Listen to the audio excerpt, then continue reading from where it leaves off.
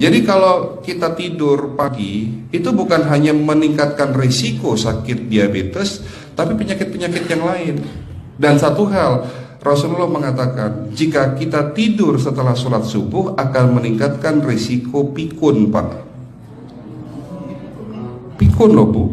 Ya, Pak. Gampang pikun. Lah kalau kita sholat subuh menjelang maghrib setelah asar, apa yang terjadi? Islam melarang, kita dilarang oleh Nabi kita tidur menjelang maghrib, betul? Bukan karena nanti ketidian setan, bukan ya. Secara medis diketahui bahwa orang yang kebiasaan tidur antara asar sampai maghrib itu akan menurunnya daya tahan tubuh. Jadi gampang sakit infeksi, Pak, kalau Bapak tidur menjelang maghrib. Kalau sekali lagi setelah sholat subuh gampang pikun, aliran darah ke otak itu tersumbat, ya, jadi stroke penyakitnya. Tapi kalau tidur setelah asar sebelum maghrib, itu daya tahan tubuh kita akan menurun. Jadi gitu ya jawabannya, Bu. Justru ini yang paling penting, materi terakhir ini 6 langkah praktis. Ya, Bapak bisa lakukan di rumah mulai hari ini. Langkah pertama, mulai hari ini jangan makan malam, Pak.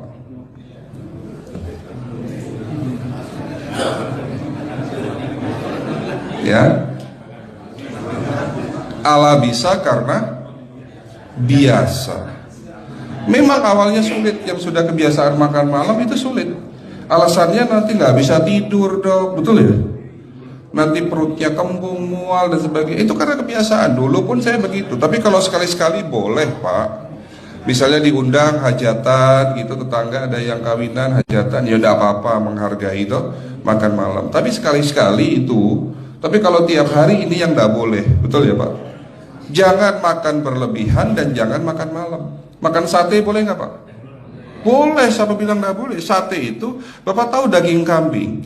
Daging kambing, daging domba adalah makanan sehat, tidak berkolesterol. Yang kolesterol itu lemaknya, Pak. Tapi kalau Bapak makan daging murni, dagingnya tok, ya sehat, Pak. Yang nggak boleh itu santannya. Jadi makan gulai itu jangan, kalau gulai sate aja udah, ya, ataupun dibuat apalah, dibuat empal, ya. Oke, itu yang pertama. Yang kedua, tolong catat, jangan tidur larut malam, Pak. Batasan tidur jam berapa, Pak? Jam 11 paling telat harus sudah tidur. Kenapa? Apa penjelasan medisnya? Orang yang tidur di atas jam 11 akan terganggu fungsi livernya, Pak. Dimana liver kita ini fungsinya banyak. Ya, ada 500 fungsi liver loh, Pak. Fungsi jantung ada berapa, Pak? Fungsi jantung 1. Fungsi jantung tugasnya untuk mompa darah. Fungsi ginjal ada berapa? 2. Absorpsi dan filtrasi. Fungsi liver 500 fungsi. Jadi organ yang paling berat dalam tubuh kita kerjanya adalah liver. Liver akan rusak manakala kalau kita tidur di atas jam 11 malam. Berarti 500 fungsi liver bisa rusak, Pak. Ini salah satu penyebab diabetes. Bukan hanya kerusakan pankreas, tapi rusaknya liver bisa jadi penyakit diabetes, Pak. Jadi kalau sakit diabetes itu yang terganggu itu sebetulnya bukan hanya pankreasnya, livernya pun rusak, ususnya pun rusak. Makanya dalam pengobatan diabetes di klinik kami itu bukan hanya ngobatin pankreas, tapi 3 organ penting ini saya obati: usus, liver, dan pankreas. Kebanyakan kenapa? Kalau dalam pengobatan tradisional mereka tahunya diabetes itu hanya pankreas, ya kan? Tapi di sini dalam pengobatan holistik, orang yang kena liver itu 3 organ ini pasti rusak: usus, liver, dan pankreas. Salah satu penyebab dari kerusakan liver akibat kebiasaan tidur larut malam. Jadi salah satu penyebab diabetes pun bisa karena tidur larut malam. Ya, batasan tidur jam berapa? Sekali lagi, jam 11 harus sudah tidur pulas. Jadi jam 10, setengah 11 paling lambat kita harus tidur pulas. Nanti setelah jam 1 boleh bangun. Yang penting jam 11 sampai jam 1 ini harus tidur pulas. Jadi kalau Bapak mau sholat tahajud jam 2, setengah 3 ya monggo. Ya. Oke, itu yang kedua. Yang ketiga, air putih Pak dijaga 2 liter sehari. Bagaimana cara minumnya yang baik? Rasulullah sudah ngajarin kita ada 6 sunnah. Harus duduk, pakai tangan kanan, seteguk demi seteguk, membaca basmalah di saat minum, diakhiri dengan alhamdulillah, kan begitu. Ya, pagi hari minum 1 gelas, bangun tidur sebelum sholat subuh. Setelah sholat subuh boleh teh, tapi juga dibilas dengan 1 gelas air putih.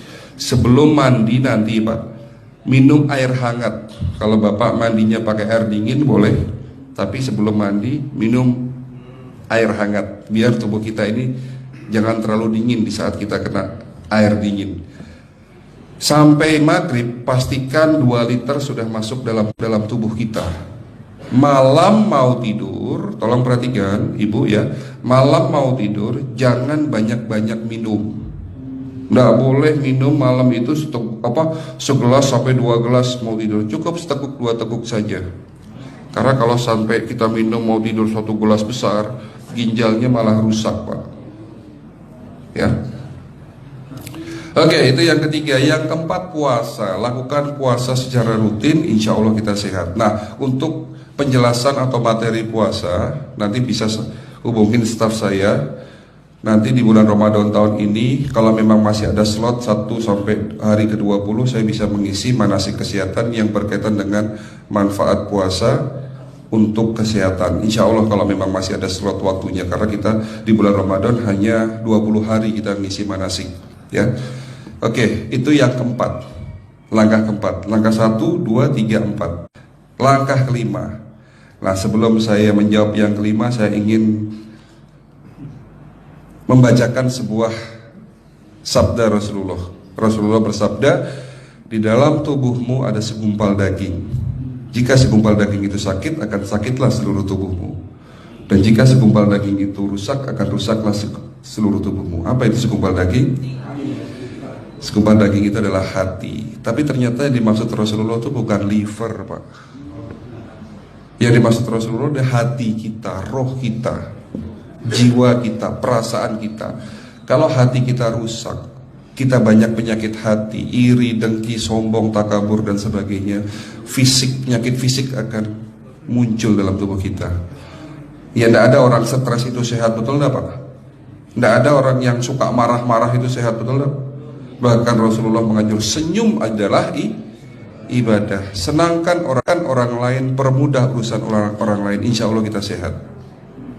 Ya, jadi itu langkah ke-5. Langkah 1 sampai langkah ke-5 sifatnya individual. Bapak bisa lakukan sendiri di rumah. Tapi langkah ke-6 ini butuh bantuan pihak dokter atau rumah sakit. Kira-kira langkah ke-6 apa Pak? Lakukan pemeriksaan sebelum sakit. Jadi periksa itu jangan nunggu sakit baru periksa. Jangan seperti kayak Bu Ustazah tadi, diajak periksa, jawabannya takut ketahuan penyakitnya. Setelah stroke baru datang ke klinik untuk minta diperiksa. Kalau sudah stroke susah nggak nyembuhinnya Pak? Kata kayak beliau nih, sudah 2 tahun tidak sembuh-sembuh karena sudah terlanjur stroke.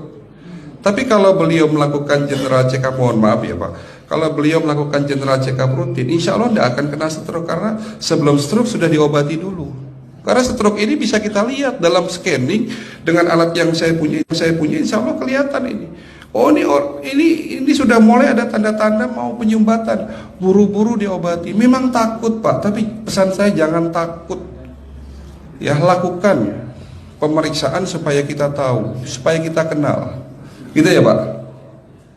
Jadi kira-kira di jemaah ini ada enggak yang mau saya ajak periksa kita semua? Pesan terakhir dari saya, lakukan pemeriksaan sebelum terlambat. Ini pesan saya dan pesan seluruh dokter di dunia sebetulnya. Lakukan pemeriksaan sebelum terlambat. Ya, karena dengan kita melakukan pemeriksaan kita akan kenal tubuh kita. Kalau sudah kenal kita akan sayang sama tubuh kita. Betul Pak? Ada pepatah mengatakan tidak kenal tidak sayang. Cukup sekian dari saya. Mohon maaf kalau penyampaian kami kurang baik. Akhirul kalam, wabillahi taufiq wal hidayah. Wassalamualaikum warahmatullahi wabarakatuh. Kalau ada pertanyaan masalah teknis nanti langsung